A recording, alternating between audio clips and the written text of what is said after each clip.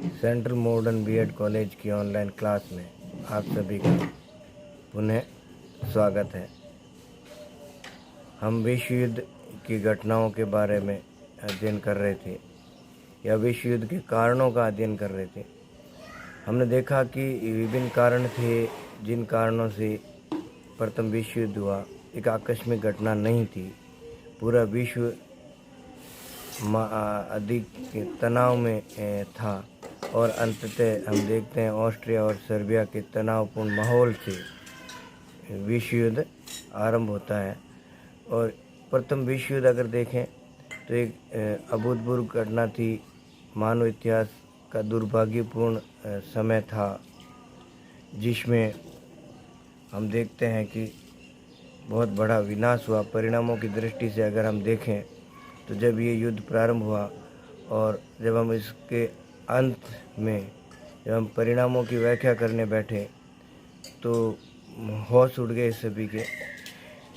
प्रथम विश्व युद्ध जो सामान्यतः 4 वर्ष 3 माह और 11 दिन तक चला, इसमें लगभग 30 से ज़्यादा देशों ने भाग लिया और 6.5 करोड़ से अधिक सैनिकों ने इसमें अपनी भागीदारी दी और एक बड़ी संख्या में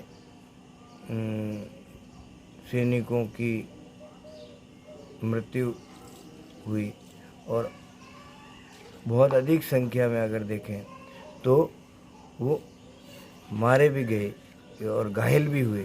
2 करोड़ के लगभग घायलों की संख्या रही है। तो इस प्रकार से अगर हम देखें तो परिणामों की दृष्टि से प्रथम विश्व युद्ध बहुत विनाशकारी रहा। और परिणामों को अगर हम देखें तो विभिन्न क्षेत्रों के अलग अलग परिणामों की अगर व्याख्या करें तो हम अच्छी तरह समझ सकते हैं कि किस प्रकार से प्रथम विश्व युद्ध घातक रहा है।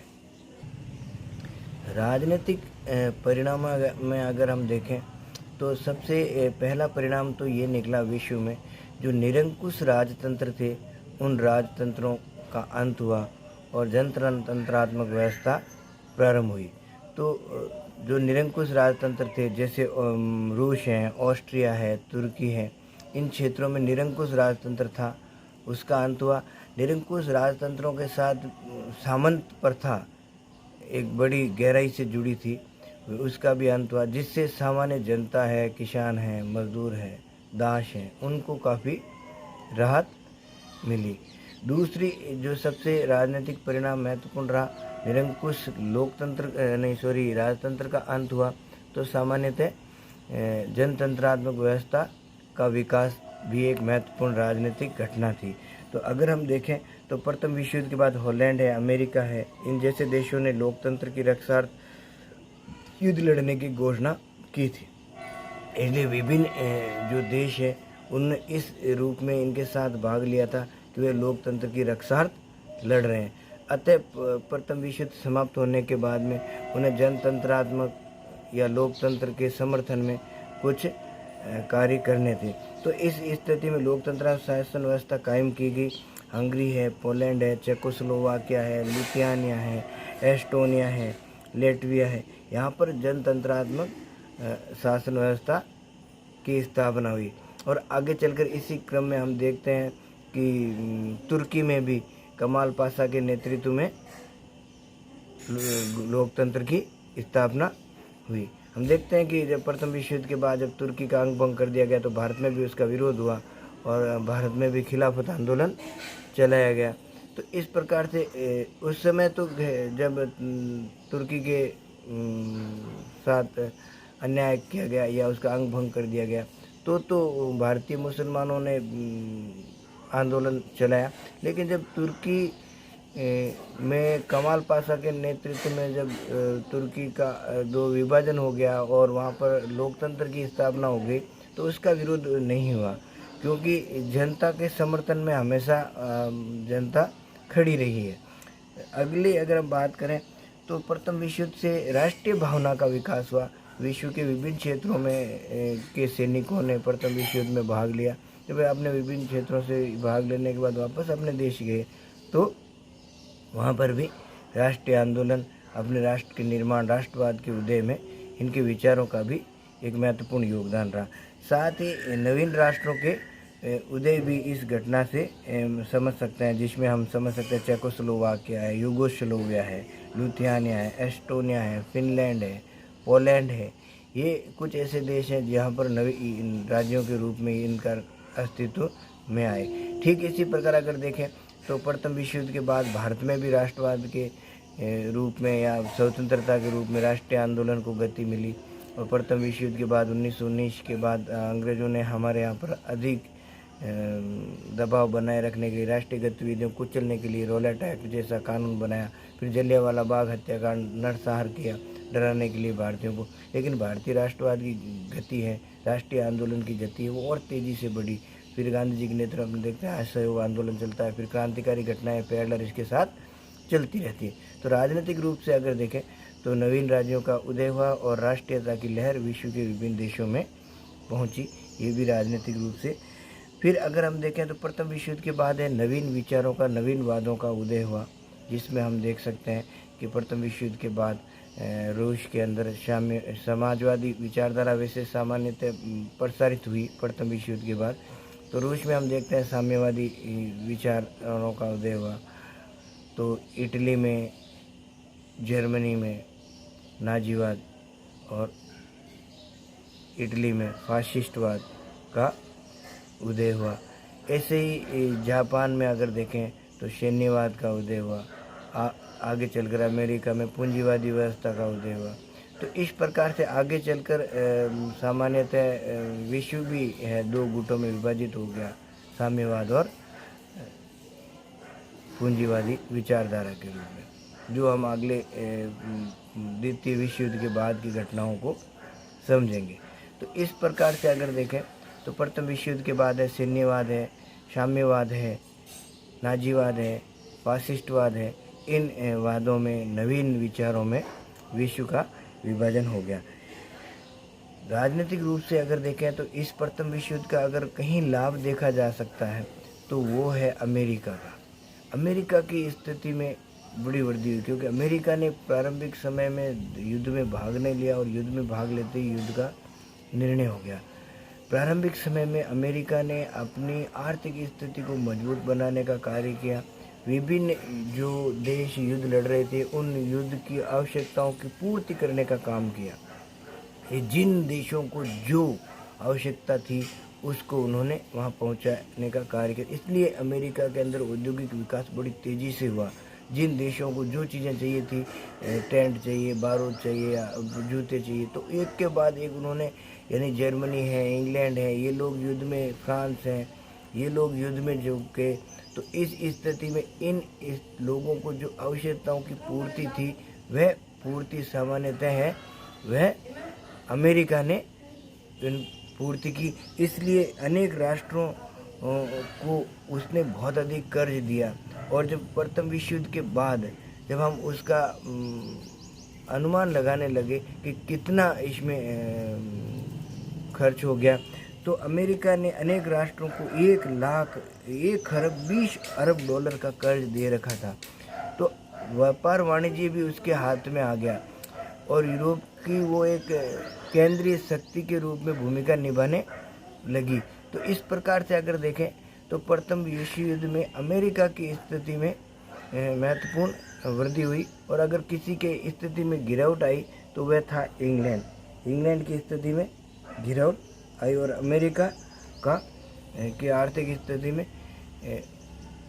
वृद्धि हुई। अगर आगे देखें राजनीतिक कारण के रूप में, तो आगे चलकर इस स्थिति से जो गुप्त संधि हुई जिसके कारण प्रथम विश्व युद्ध हुआ और उसी से हमने सीख नहीं ली, बड़ी संख्या में लोग मारे गए, नुकसान हुआ। फिर भी अगला जो परिणाम रहा वह यह रहा राजनीतिक कि प्रत्येक देश अपनी सुरक्षा के लिए शस्त्रीकरण की होड़ करने लगा, अधिक से अधिक शस्त्रों का निर्माण करने लगा और शस्त्रीकरण की भावना और अधिक बलवती होती गई। और प्रथम विश्व युद्ध के बाद इस बार राष्ट्र संघ की स्थापना हुई तो निशस्त्रीकरण को अपनाने की बात कही गई थी, लेकिन किसी भी राष्ट्र ने इसका निशस्त्रीकरण को स्वीकार तो किया, लेकिन वास्तविक रूप में अपने भूमि पर इसे कभी लागू नहीं किया और आधुनिक रूप से अधिक अस्त्र शस्त्रों की होड़ बनती गई और जो आज भी जारी है। आर्थिक रूप से अगर बात करें, युद्ध में जब प्रथम विश्व युद्ध समाप्त हो गया और प्रथम विश्व युद्ध की समाप्ति के बाद जब हम आर्थिक रूप से इस बात को अनुमान लगाने बैठे कि कितना खर्च हो गया, तो उसके लिए इतना अपार धन संपत्ति खर्च हुई जो मानव के विनाश के रूप में लगाई गई। अगर यही संपत्ति, यही खर्च अगर मानव के विकास में लगाया जाता तो शायद पृथ्वी स्वर्ग बन जाती। तो इस प्रकार से अगर हम देखें, इस युद्ध जो सामान्यतः 4 वर्ष 3 माह और 11 दिन चला, इस युद्ध में लगभग 10 खरब रुपये प्रत्यक्ष रूप से खर्च हुए और जान माल की क्षति है वो अलग है। तो आर्थिक बहुत अधिक नुकसान हुआ, विनाश हुआ। फिर जनशक्ति का बहुत विनाश हुआ। अगर हम देखें तो इसमें 80 लाख लोगों की मृत्यु हुई, सैनिकों की मृत्यु हुई और 2 करोड़ से ज़्यादा लोग घायल हुए। और इस अवधि में अगर हम देखें कि 4 वर्ष 3 माह और 11 दिन में 80 लाख लोगों की मृत्यु हुई, तो उस 80 लाख लोगों की मृत्यु में हम देखें, अनुमान लगाएं तो प्रति वर्ष 7,000 लोग मारे गए। यानी एक बड़ी संख्या में जनशक्ति का विनाश हुआ। और साथ ही इस जनशक्ति को हम के कारण विश्व में बहुत सारे हत्याकांड, भूखमरी, बीमारी से भी लोगों की संख्या में कमी आई। इसका हम सीधा देख सकते हैं कि फ्रांस को अल्सास और लॉरेन के प्रदेश मिल जाने के बाद भी जो फ्रांस की जनसंख्या थी, उस जनसंख्या की पूर्ति नहीं हो सकी और इसे जितनी की फ्रांस ने 4 वर्ष में अपनी जनसंख्या को खोया था। तो इस प्रकार हम समझ सकते हैं कि अपार धन और जन का विनाश प्रथम विश्व युद्ध में हुआ। प्रत्येक जब विनाश हुआ धन का, तो विश्व के विभिन्न देशों ने अपने आर्थिक हितों की पूर्ति के लिए या प्रथम विश्व युद्ध को जीतने के लिए, सेना की आवश्यकताओं की पूर्ति के लिए विश्व के विभिन्न देशों से, जैसे अमेरिका से या विश्व के विभिन्न जो समृद्ध देश थे वहाँ से ऋण लिया। इसलिए प्रत्येक देश के युद्ध में भाग लेने वाले प्रत्येक देश के ऋणों में अप्रत्याशित वृद्धि हुई। इससे आने वाले समय में उनकी स्थिति बहुत अलग हो गई। कहा जाता है 1914 के अंदर विश्व के अंदर जो ऋण था वो 8,000 करोड़ था। दोनों पक्षों के जो लड़ने वाले देश थे। और जब 1918 में जब हम इसका अनुमान लगाया गया या उनका आंकलन किया गया, तो ये संख्या बढ़कर 5 गुना यानी 40,000 करोड़ हो गई। इस प्रकार अगर देखें तो इससे क्या हुआ, प्रत्येक देश के लोगों की आर्थिक स्थिति दयनीय हो गई और मजदूरी में वृद्धि करनी पड़ेगी, क्योंकि वस्तुएं कम होने से कीमतें बढ़ती गई और कागजी मुद्राएं जारी करनी पड़ी। मुद्रा की कीमत कम हो गई और एक के बाद व्यापार और वाणिज्य है, उस व्यवस्था में भी अव्यवस्था उत्पन्न हुई। तो आर्थिक रूप से नुकसान हुआ, साथ ही व्यापार का विनाश हुआ, क्योंकि इतने 4 वर्षों में जो अपार धन मानव के विनाश में लगाया गया, उससे विश्व के विभिन्न देशों ने के ऊपर कर्ज हो गया। और कर्ज होने के बाद विश्व के विभिन्न देश अपने आर्थिक हितों की पूर्ति के लिए, अपनी जो देश में जो आर्थिक नुकसान हुआ उसकी भरपाई के लिए अधिक से अधिक उत्पादन करना और कम से कम आयात करना, उत्पादन को निर्यात करके अधिक से अधिक लाभ कमाना। इसलिए उन्होंने सीमा शुल्क, आयात शुल्क अधिक लगा दिए गए। इससे व्यापार जो तटकरों में जो वृद्धि हुई, उससे इस व्यापार और वाणिज्य का और विनाश हुआ। और ऐसी स्थिति में हम देख सकते हैं कि भारत के ही नहीं, बहुत सारे विश्व के विभिन्न देशों में इसका प्रभाव हुआ। और वो देश जो सामान्यतः नवीन रूप में शक्ति के रूप में उभर कर आए, जैसे अमेरिका है, जापान है, उनके स्थिति में तो सुधार हुआ, लेकिन दूसरे देशों की स्थिति में अत्यधिक गिरावट आई। और आगे चलकर इसी अधिक उत्पादन की मांग और कम से कम आयात की मांग के कारण ही आगे चलकर हम देखते हैं कि आर्थिक महामंदी का दौर शुरू होता है। फिर अगर हम देखें तो आर्थिक रूप से जब अधिक से अधिक धन व्यर्थ हो गया, विनाश में बहा दिया गया, तो धन की कमी हो गई और अत्यधिक कर्ज बढ़ जाने के कारण विश्व के विभिन्न देशों ने कागजी मुद्राएं प्रारंभ की, अपने मुद्रा का प्रसार प्रारंभ किया। इससे बाजार में जो मुद्रा का मूल्य और अधिक गिर गया और इससे मुद्रास्फीति जो मूल्य वृद्धि की समस्या है वो हमेशा के लिए सामने आई। और आज भी हम देखते हैं कि मुद्रा स्फीति यानी मूल्य वृद्धि किस प्रकार से हावी होती जा रही है, जिससे आम लोगों को अपने जीवन की मूलभूत आवश्यकताओं की पूर्ति करना भी मुश्किल हो रहा है। अगर सामाजिक परिणामों की बात करें तो विश्व के विभिन्न क्षेत्रों में सबसे बड़ी जो समस्या उभर कर सामने आई वो आई थी अल्पसंख्यकों की समस्याएं कि युद्ध के समय में विभिन्न क्षेत्रों के लोगों का पलायन हुआ। साथ ही नवीन राष्ट्रों का जब उदय हुआ तो वहाँ अल्पसंख्यकों को लेकर समस्याएं सामने आई और इसी रूप में जिस जगह हम देखें तो पोलैंड है, चेकोस्लोवाकिया है, ऑस्ट्रिया है, हंगरी है, बल्गेरिया है, तुर्की है। यहाँ पर ऐसे बहुत सारे नागरिक थे जिनकी संख्या बहुत कम थी, तो उनके धार्मिक मूल्यों को, सांस्कृतिक मूल्यों को, उनके रीति रिवाज परंपराओं की सुरक्षा या उन बहुसंख्यकों से उनके रीति रिवाज परंपराएं की सुरक्षा की जिम्मेवारी विभिन्न राष्ट्रों को लेने की बात की गई, लेकिन अल्पसंख्यकों का अहित होता रहा, उनकी सभ्यता और संस्कृति को नष्ट किया जाता रहा। इस प्रकार हम देखें तो अल्पसंख्यकों की समस्या का कोई स्थायी समाधान नहीं हो सका और इन अल्पसंख्यकों की पृथकता की भावना है वह बनी रही और आज भी बनी हुई है। विश्व के विभिन्न जो धार्मिक देश हैं वहाँ पर अल्पसंख्यकों की स्थिति बहुत दयनीय है, उन पर जुर्म किए जाते हैं और उन्हें मजबूर किया जाता है कि वह उसी राष्ट्र के धर्म या जो जिस धर्म के राष्ट्र बने हैं, जैसे पाकिस्तान मुस्लिम धर्म, तो वहाँ पर रहने वाले अल्पसंख्यकों के साथ नित्य नए अत्याचार हम देखने को मिलते हैं, उन्हें और धर्मांतरण भी मजबूरन कराया जा रहा है। तो इस प्रकार से अगर देखें तो अल्पसंख्यकों की समस्याओं का स्थायी समाधान अभी तक नहीं हो पाया है।